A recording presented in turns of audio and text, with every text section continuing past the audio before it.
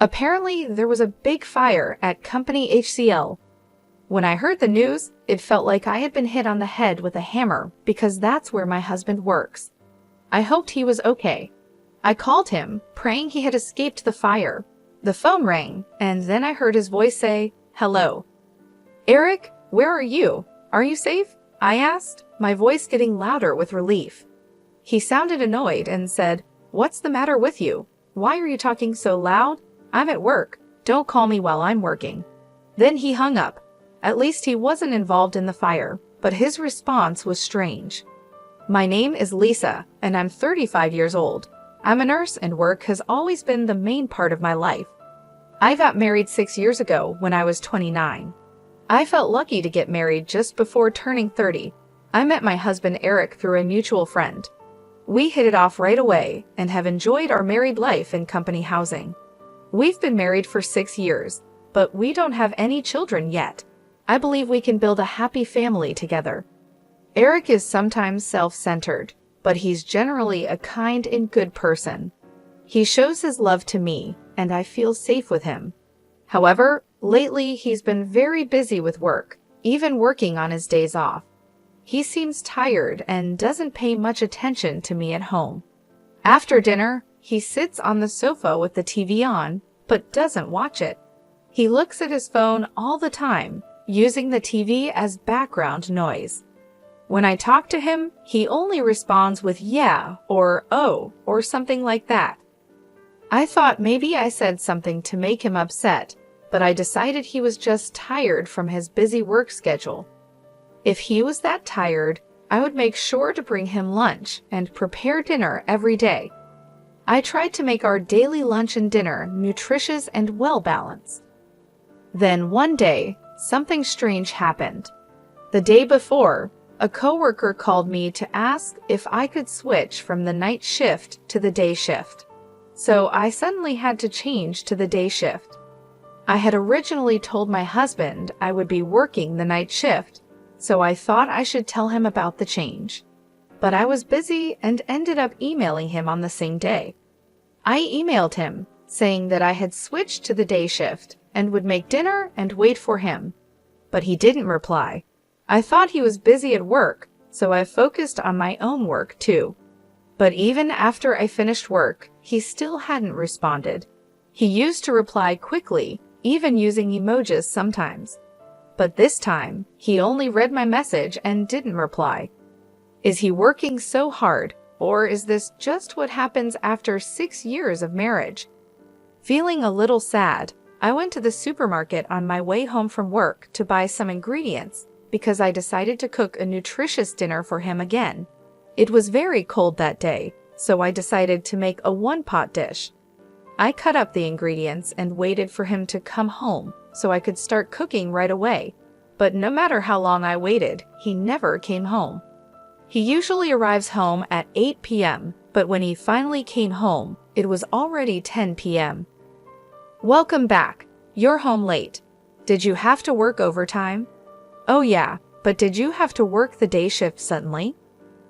Yeah. A coworker had an emergency. I was a little late in telling you. I see. Well, I guess you couldn't help it, but it's a little annoying that you told me on the same day. I might have had plans for a drink or something. Oh, you're right. I'm sorry. I said that and turned on the stove for the pot. Oh, you haven't eaten yet? No, I thought I'd wait for you. Well, thanks, but next time you don't have to wait for me. I felt a little sad hearing my husband say that. I waited for the hot pot to boil. It started to simmer, so I served my husband's portion, then mine. I was starving after waiting for him all this time. I was enjoying the hot pot, thinking it was delicious. Then I noticed my husband wasn't eating much. What's wrong? You don't seem to be eating much, I said. He looked a bit confused and replied, Oh yes. Actually, I was working late, and a junior colleague bought me a rice bowl, so I'm not really hungry. Okay. You should have told me that before I started making the hot pot, I said, feeling a bit upset. He seemed to notice my mood and said, Okay, put my portion in the fridge. I'll eat it tomorrow morning, trying to cheer me up. Then he lay down on the couch. A few minutes later, he got up and suddenly said, "I'm going for a walk."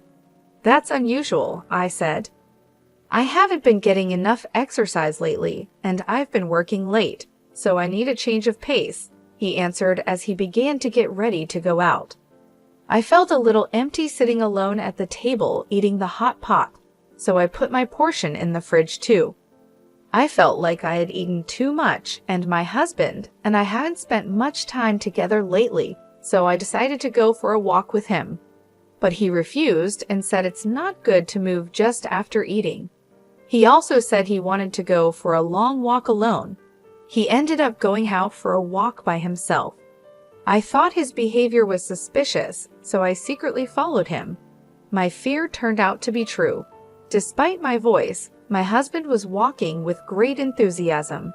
He stopped in front of the park, a bit far from our house. He looked around and seemed to be communicating with someone on his phone. I wondered who he was talking to. A few minutes later, a car pulled in.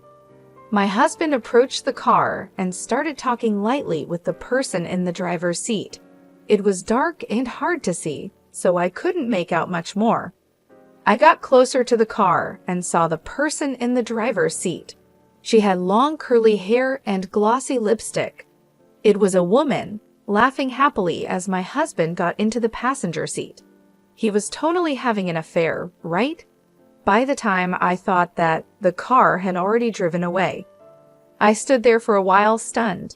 Then my husband sent me a text message saying he met someone he knew and would be home a little late. Someone he knew just out of nowhere. I didn't believe him at all. He had said he had already eaten and didn't have an appetite. But it was past 3 a.m. when he came home. He didn't even notice that I was awake. He seemed tipsy and went to the kitchen to drink a glass of water. After that, he often worked overtime only when I was on the day shift. We always had a hard time matching our off days, but now it's even harder. Yesterday he worked overtime, and today he has to work on his day off. But is it really work? I wonder if he's meeting the woman I saw that day. I can't help but think about it. I went online to look for information about detective agencies and found myself submitting an investigation request to the most reliable one. I felt guilty about investigating behind his back, but if nothing is going on, I could trust my husband again. So I decided to have them investigate. Waiting for the results of the investigation was really hard. My husband was as quiet as ever, and every time I saw his face, the woman was on my mind. I wanted to get a clear picture as soon as possible. Then something incredible happened. It was Saturday, and I was busy working as usual on the day shift. My husband was also at work on his day off. I was concentrating on my work, thinking that since we were both at work, I didn't have to think about anything else. Then I heard the sirens of a fire truck in the distance. The sound got closer and closer, louder and louder. Just when I thought they were passing by, I heard another siren. It wasn't just one fire truck, but 3 or 4 more. This must mean that there was a big fire nearby. I felt uneasy and worried. Then 2 of my colleagues came back from the hospital room with serious looks on their faces. They were talking about the fire. "You mean the fire?" I asked. "Yes, that's right. There was a big fire at Company HCL," one of them said. At that moment, it felt like I had been hit on the head with a hammer. That was the company where my husband worked. I quickly explained the situation to my colleagues and went to call my husband to make sure he was safe. "Please be safe," I thought as I dialed his number. Even though we hadn't been talking much lately, I always saw him off when he left for work in the morning. I prayed and hoped he had escaped from the fire. The phone rang, and then I heard his voice say, "Hello. Eric, are you safe?" I asked, my voice getting louder with relief. He sounded annoyed and said, "What's the matter with you? You're talking so loud. I'm at work. Don't call me while I'm working." Then he hung up. At least he wasn't involved in the fire, but his answer was strange. There was a fire with several fire trucks on the scene. How could he be working like that? Did he not go to work? Why was he so cold to me when I was worried about him? I was getting more and more angry.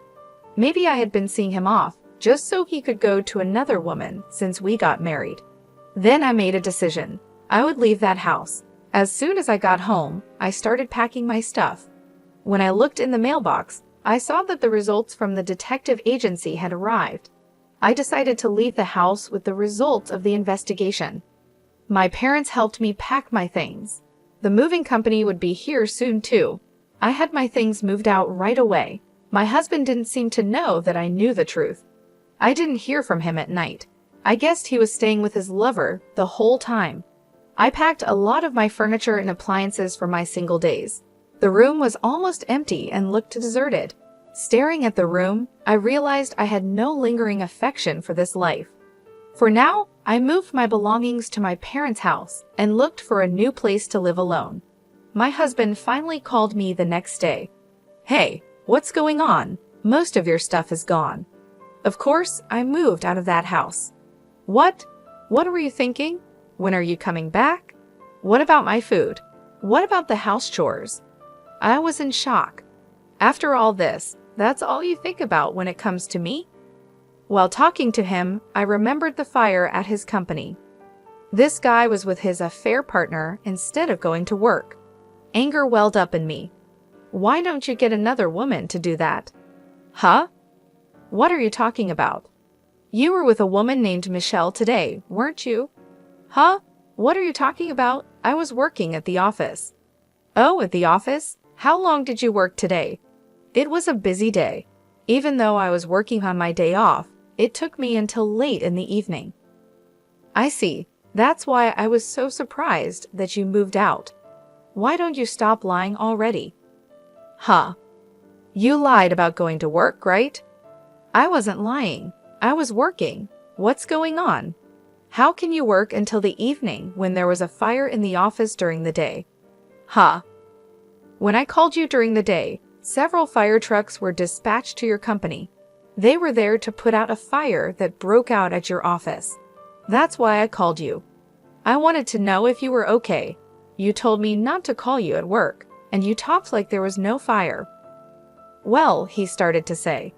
And I have evidence of the affair from a detective agency. There's no way for you to get away with this. You have to go through my lawyer from now on. I'll make sure I get the alimony. Oh no, he said, repeatedly begging for my forgiveness and apologizing to me. But I no longer had any affection for him.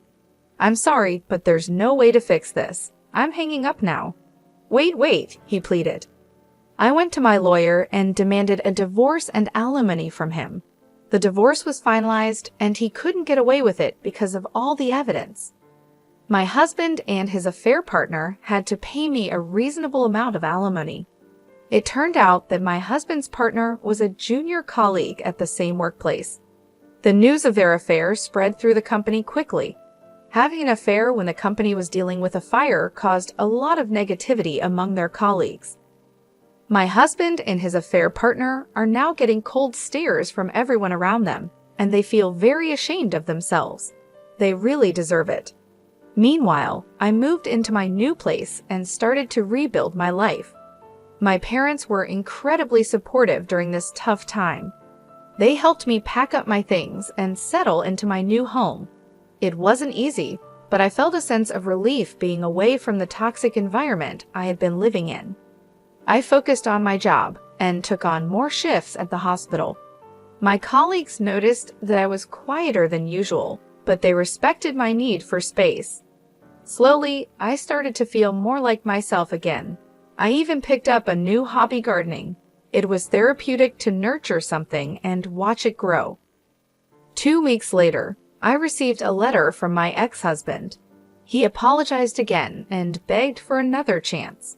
He wrote about how much he missed me and how miserable he was without me. But his words didn't move me. I had made my decision, and there was no turning back. I replied briefly, telling him that I wished him well, but there was no chance of reconciliation. I hoped he would find a way to be happy, but it wouldn't be with me. It was time for both of us to move on. One day, I ran into an old friend from college. We'd have lost touch over the years, but it was nice to catch up. She had also gone through a tough breakup and understood what I was going through. We decided to meet regularly, and soon we became close friends again. It felt good to have someone to talk to and share my feelings with. Months passed, and I found myself in a much better place. The pain and anger I had felt started to fade, and I began to look forward to the future. I even started dating again, taking things slow and enjoying getting to know new people.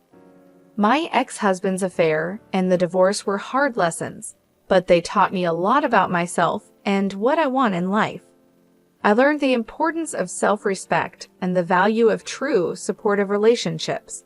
I knew that I deserved better and that I would never settle for anything less again. Life was starting to feel normal again, and I was grateful for the journey I had taken to get there. It wasn't the path I had expected, but it led me to a stronger, happier version of myself. And for that, I was thankful.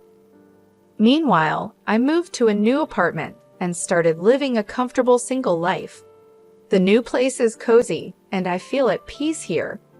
I've been focusing on myself and enjoying the freedom of being on my own. I hope to meet a sincere man in the future, but I'm not in a rush. I'm taking my time because I want to find someone who truly respects and loves me. My job as a nurse is stable and fulfilling. It keeps me busy, and I find joy in helping others. This stability has given me the chance to focus on my personal growth and well-being without the pressure of jumping into another relationship too quickly. I've been spending my free time exploring new hobbies and interests. Gardening has become one of my favorite activities. It's therapeutic to watch my plants grow and flourish, much like I am. Looking back, I think about how she found out about her husband's affair. The fire at his company was unexpected and shocking, but it brought the truth to light. He shouldn't have had an affair to begin with, and it was only a matter of time before she found out. His actions were hurtful, and the consequences he faced were well-deserved. I've also started reconnecting with old friends and making new ones. It's nice to have a supportive social circle. We often go out for dinners, movies, or just have long chats over coffee. These interactions have been crucial in helping me heal and move forward. I've learned a lot from this experience. I've learned to value myself more and to recognize the red flags in a relationship. I've also learned the importance of taking things slow and not rushing into anything. This time, I want to make sure that my next relationship is built on trust, respect, and mutual understanding. For now, I'm content with my single life. I enjoy coming home to a peaceful, quiet apartment. I love having the time to read, cook, and just relax without any worries. My evenings are often spent with a good book or a movie, and sometimes I treat myself to a nice homemade meal or a dessert. I know that finding the right person will happen when the time is right. Until then, I'm focusing on making myself happy and living a fulfilling life. The journey has been tough, but it has also made me stronger and more self-aware. Enjoying my single life as a nurse has been a rewarding experience. I've grown a lot as a person, and I'm excited about what the future holds. I'm taking one day at a time and cherishing every moment. I know that when I do meet someone special, I'll be ready, and it will be worth the wait.